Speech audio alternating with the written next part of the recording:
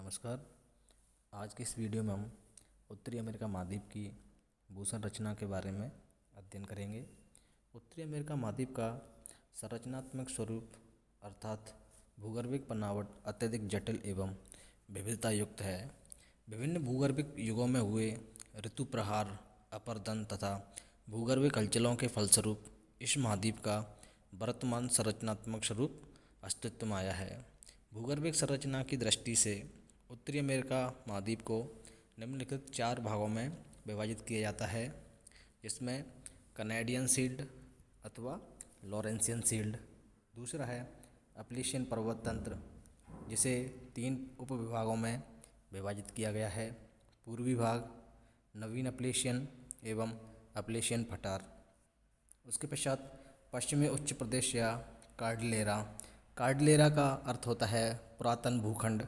इसको भी उपविभागों में विभाजित किया गया है, जिनमें रॉकी पर्वतीय क्षेत्र, अंतः पर्वतीय पठार एवं प्रशांत पर्वतीय क्षेत्र। उसके पश्चात चौथा जो उत्तरी अमेरिका महाद्वीप का भाग है वो है मध्यवर्ती मैदान, जिसे मैकेंजी निम्न भूमि, वृहद मैदान, आंतरिक निम्न भूमि, आंतरिक उच्च भूमि एवं आंतरिक निम्न पठार जैसे उपविभागों में विभाजित किया गया है। तो सबसे पहले हम कनेडियन अथवा लॉरेंशियल शील्ड के बारे में पढ़ेंगे। यह उत्तरी अमेरिका महाद्वीप का एक स्थिर तथा सर्वाधिक प्राचीन भाग है। इसे लॉरेंशियल दृढ़ भूखंड के नाम से भी जाना जाता है।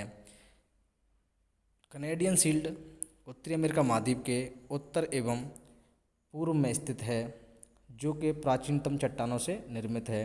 इस भूखंड का ढाल उत्तर की ओर है तथा इसकी औसत ऊंचाई कहीं भी 300 मीटर से अधिक नहीं है।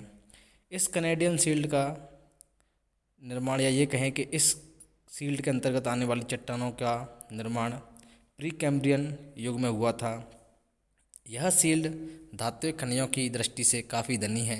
इसकी चट्टानों में अतुल खनिज संपदा मिलती है। इस भूखंड का अधिकांश भाग कनाडा देश में है, जिसमें सेंट लॉरेंस घाटी तथा अकेडिया के छोटे भागों को छोड़कर आंतरिक मैदान के पूर्व में स्थित कनाडा के भाग इस शील्ड के अंतर्गत सम्मिलित हैं। संयुक्त राज्य अमेरिका में इस शील्ड का विस्तार सुपीरियर झील के दक्षिण की ओर है। इस शील्ड पर इमानीकरण के कारण असंख्य झीलों का निर्माण हुआ है, जैसे कनाडा में Great Barrier, Great Slave, Winnipeg, Athabasca आदि झीलों का निर्माण इस शील्ड पर इमानीकरण के कारण हुआ है। यह झील, या ये कहें कि यह झीलें इस शील्ड पर इमानीकरण के दौरान निर्मित हुई थी। यह भूखंड इन झीलों के पूर्व में स्थित है। इसके दक्षिण और दक्षिण पूर्व में ग्रेट लेक्स और सेंट लॉरेंस नदी की निम्न भूमियाँ हैं।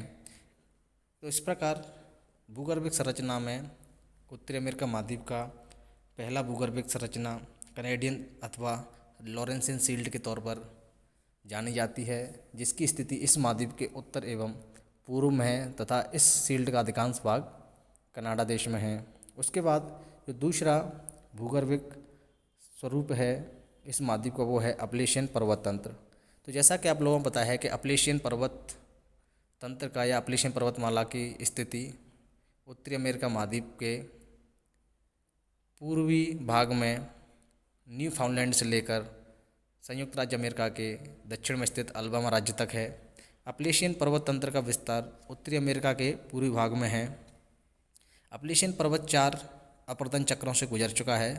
यह अत्यंत मोड़दार पर्वत है, जो वर्तमान समय में अपरदन के कारण काफ़ी कम ऊंचा रह गया है। इस पर्वत तंत्र की अधिकतम ऊंचाई 2000 मीटर के आसपास है। इस विशाल पर्वत श्रृंखला के निर्माण के बारे में यह कहा जाता है कि पैलेयोजिक युग के अंत तक घने तलछटी जमावों में उत्तर पूर्व से दक्षिण पश्चिम रेखा के सहारे बलन पड़ने से इस विशाल अपलेशियन पर्वत तंत्र का निर्माण हुआ था। तो अपलेशियन पर्वत श्रृंखला एक वलित पर्वत श्रृंखला है, जिसका निर्माण वलन के कारण हुआ था। संरचना की दृष्टि से यह प्रदेश बड़ा जटिल है। यहाँ भूमि बड़ी विषम है। इन पर्वतीय क्षेत्रों में कोयले के विशाल भंडार मिलते हैं। भूगर्भिक संरचना के आधार पर अपलेशियन पर्वत तंत्र को 3 मुख्य भागों में विभाजित किया जाता है, जिसमें पूर्वी भाग इसे प्राचीन अपलेशियन के नाम से जाना जाता है। यह ट्रायसिक निम्न भूमि द्वारा उत्तरी तथा दक्षिणी दो क्षेत्रों में विभक्त है। उसके बाद नवीन अपलेशियन, इसका विस्तार सेंट लॉरेंस निम्न भूमि से लेकर चैम्पलेन तथा हडसन नदी घाटी तक है। उसके पश्चात जो तीसरा उपविभाग वो है अपलेशियन पठार। इसका विस्तार उत्तर में एलेघेनी पठार तथा दक्षिण में कम्बरलैंड पठार के नाम से जाना जाता है। कम्बरलैंड पठार का विस्तार उत्तरी अमेरिका महाद्वीप के, ये कहें कि संयुक्त राज्य अमेरिका के टेनेसी, केंटुकी राज्यों में है। तो इस प्रकार से अपलेशियन पर्वत तंत्र को 3 उपविभागों में विभाजित किया जाता है। अपलेशियन पर्वत श्रृंखला एक प्राचीनतम वलित पर्वत श्रृंखला है जो कि 4 अपर्दन के चक्रों से गुजर चुकी है, जिसके कारण इसकी ऊंचाई बहुत कम वर्तमान समय में रह गई है। संयुक्त राज्य अमेरिका का अधिकांश कोयला उत्पादक क्षेत्र अपलेशियन पर्वत श्रृंखला के पश्चिम में स्थित है। यहाँ मुख्य रूप से उत्तम कोटि का बिटुमिनस कोयला पाया जाता है। अपलेशियन क्षेत्र में कोयला उत्पादन का अधिकतम भाग 3 क्षेत्रों से प्राप्त होता है, जिनमें उत्तरी अपलेशियन कोयला क्षेत्र संयुक्त राज्य अमेरिका का सर्वाधिक कोयला उत्पादक क्षेत्र है, जिसका विस्तार पेंसिल्वेनिया के पश्चिम से पूर्वी ओहायो एवं वर्जीनिया के पूर्वी तथा सीमावर्ती क्षेत्रों तक विस्तारित है। मध्यवर्ती क्षेत्र उत्पादन की दृष्टि से दूसरा प्रमुख स्थान रखता है। यह क्षेत्र टेनेसी, वर्जीनिया एवं केंटुकी राज्यों में विस्तृत है। एलबामा राज्य के उत्तरी भाग में स्थित अनेक छोटे स्थानों पर भी कोयला उत्पादन किया जाता है। तो इस प्रकार से उत्तरी अमेरिका महाद्वीप की जो अपलेशियन पर्वत श्रृंखला है वह कोयला उत्पादन की दृष्टि से धनी है, जहाँ पर संयुक्त राज्य अमेरिका का सबसे अधिक कोयला उत्पादन किया जाता है तथा यहाँ पर बिटुमिनस प्रकार का कोयला उत्तम किस्म का निकाला जाता है। अपलेशियन पर्वत श्रृंखला के पश्चात जो तीसरी भूगर्भिक संरचना है इस महाद्वीप को है पश्चिमी उत्तर प्रदेश उच्च प्रदेश या कार्डलेरा। यह उच्च प्रदेश उत्तरी अमेरिका महाद्वीप के लगभग 1/3 भाग से अधिक भाग पर फैला हुआ है। महाद्वीप के पश्चिम भाग में स्थित होने के कारण इसे पश्चिमी कार्डलेरा के नाम से भी जाना जाता है। पश्चिमी कार्डलेरा उत्तरी अमेरिका का नवीन पर्वत श्रृंखला है, जिसका संबंध अल्पाइन पर्वत निर्माण युग से है। इनका निर्माण अंतिम मेसोजोइक युग से लेकर टर्शरी काल तक विभिन्न भूगर्भिक युगों में हुआ है। इनके निर्माण के संबंध में यह कहा जाता है कि पेंजिया महाद्वीप के विखंडित होकर पूर्व से पश्चिम की ओर होने वाले दबाव के कारण प्रशांत सागरीय पर्वत चक्र की श्रृंखलाओं का निर्माण इस दौरान हुआ था। इस पर्वत श्रृंखला में उत्थान के साथ साथ भ्रंश की क्रिया तथा उद्गार भी साथ साथ ही हुआ था। इसी कारण अंतर पर्वतीय पठार तथा बेसिनों का निर्माण भी इस पर्वतीय क्षेत्र के अंतर्गत हुआ है। यह पर्वतीय भाग 3 लंबे समानांतर भागों में विभक्त है, जिसे रॉकी पर्वतीय क्षेत्र, अंतः पर्वतीय पठार तथा प्रशांत पर्वतीय क्षेत्र के अंतर्गत विभाजित किया जाता है। रॉकी पर्वतीय क्षेत्र यह उत्तरी अमेरिका की एक नवीनतम मोड़दार पर्वत श्रेणी है, जिसका निर्माण मेसोजोइक युग से प्रारंभ होकर टर्शरी काल तक विभिन्न भूगर्भिक हलचलों के परिणामस्वरूप हुआ था, जिसका विस्तार उत्तर पश्चिम में अलास्का प्रांत से लेकर दक्षिण में मैक्सिको देश तक है। उसके पश्चात अंतः पर्वतीय पठार का विस्तार भी अलास्का प्रांत से लेकर मैक्सिको तक रॉकी पर्वत श्रृंखला और पश्चिमी तट के पहाड़ों के मध्य कोलोराडो पठार, बेसिन रेंज तथा कोलंबिया स्नेक पठार के अंतर्गत इस अंतः पर्वतीय पठार का विस्तार है। कोलंबिया का पठार लावा निर्मित पठार है, जिस पर अनेक सक्रिय ज्वालामुखी मिलते हैं। कोलोराडो पठार ग्रेट बेसिन के दक्षिण में स्थित है। यह पठार बालू पत्थर एवं चूना पत्थर से निर्मित है। इसी भाग में कोलोराडो नदी द्वारा निर्मित ग्रैंड कैनियन स्थित है, जो कि एक कोलोराडो नदी द्वारा अपरदनात्मक स्थलाकृतियों से निर्मित है, जहाँ पर बड़ी बड़ी खाड़ियाँ मिलती हैं। उसके पश्चात जो तीसरा उपविभाग है वो है प्रशांत पर्वतीय क्षेत्र। प्रशांत तट की 2 समानांतर श्रेणियाँ पश्चिमी एवं पूर्वी भागों में विभाजित हैं।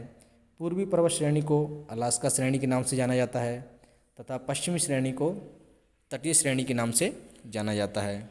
तो इस प्रकार से पश्चिमी उच्च प्रदेश या कार्डलेरा को 3 उप भागों में विभाजित किया गया, जिसमें रॉकी पर्वतीय क्षेत्र जिसका विस्तार उत्तर में अलास्का प्रांत से लेकर दक्षिण में मैक्सिको देश तक है। उसके पश्चात अंत्य पर्वतीय पठार जिसके अंतर्गत कोलंबिया स्नेक पठार, कोलोराडो पठार, बेसन रेंज, ये सभी इसी पर्वतीय पठार के अंतर्गत आते हैं, जिन्हें अंतः पर्वतीय पठार के नाम से जाना जाता है। उसके पश्चात प्रशांत पर्वतीय क्षेत्र जिसे पश्चिमी एवं पूर्वी श्रेणियों के मध्य में बांटा गया है। उसके पश्चात उत्तरी अमेरिका महाद्वीप की जो आखिरी भूसंरचना है वो है मध्यवर्ती मैदान। मध्यवर्ती मैदान, यह मैदान आर्कटिक सागर से लेकर मैक्सिको की खाड़ी तक अपलेशियन एवं रॉकी पर्वतमाला के बीच में स्थित है। इसके पूर्व में कैनेडियन शील्ड व अपलेशियन पर्वतमाला तथा पश्चिम में प्रशांत उच्च भूमि अवस्थित है।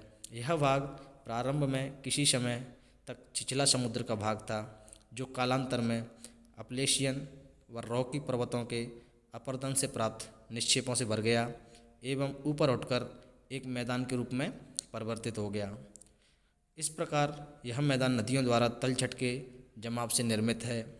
इस मैदानी प्रदेश में हिम जलोढ़ निक्षेप के प्रमाण भी मिलते हैं। इसकी परतदा चट्टानों में कोयला एवं खनिज तेल के संचित भंडार भी पाए जाते हैं। मध्यवर्ती मैदानी प्रदेश को संरचना के आधार पर 5 भागों में विभाजित किया जाता है, जिसमें मैकिंजी निम्न भूमि, बृहद मैदान, आंतरिक निम्न भूमि, आंतरिक उच्च भूमि, आंतरिक निम्न पठार। इस प्रकार से इसको इन भागों में विभाजित किया जाता है।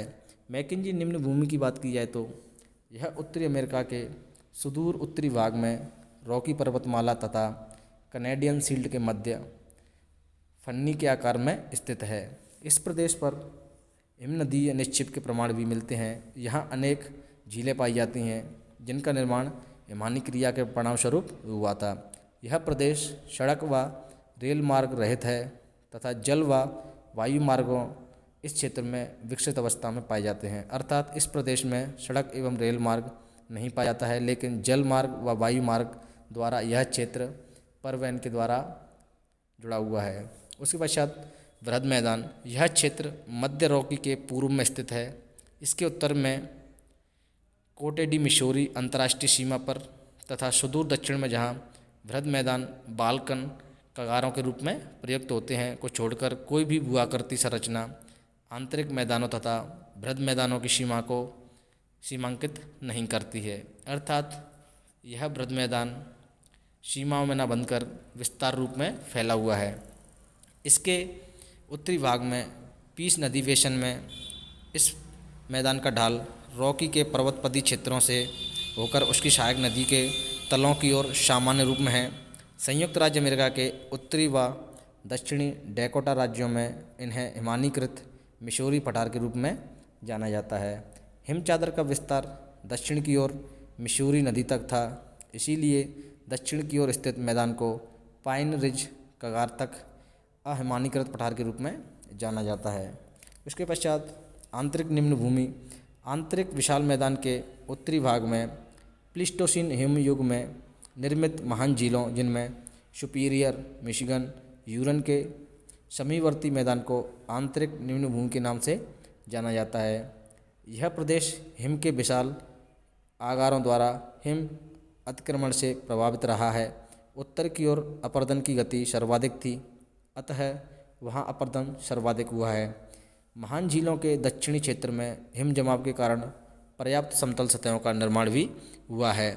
तो इस प्रकार आंतरिक निम्न भूमि का विस्तार सुपीरियर, मिशिगन, यूरन जो अमेरिका की महान झीलों के अंतर्गत आती हैं उस क्षेत्र में फैला हुआ है। उसके पश्चात आंतरिक उच्च भूमि, इसके अंतर्गत ओजार्क व अपाक्टिस क्षेत्र सम्मिलित हैं जो अपलेशियन पर्वतमाला के समकालीन हैं। ओजार्क पठार कम्बरलैंड पठार के समीप स्थित है, या ये कहें कि ओजार्क पठार कम्बरलैंड के पठार का ही विस्तार है। आखिरी जो उपविभाग है वो है आंतरिक निम्न पठार। इस क्षेत्र के अंतर्गत केंटुकी एवं टेनेसी का असमतल क्षेत्र और कम्बरलैंड का पठार सम्मिलित किया जाता है।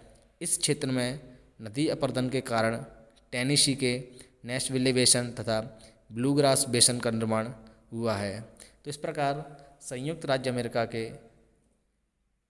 भूगर्भिक संरचना को 4 भागों में विभाजित किया गया है। धन्यवाद।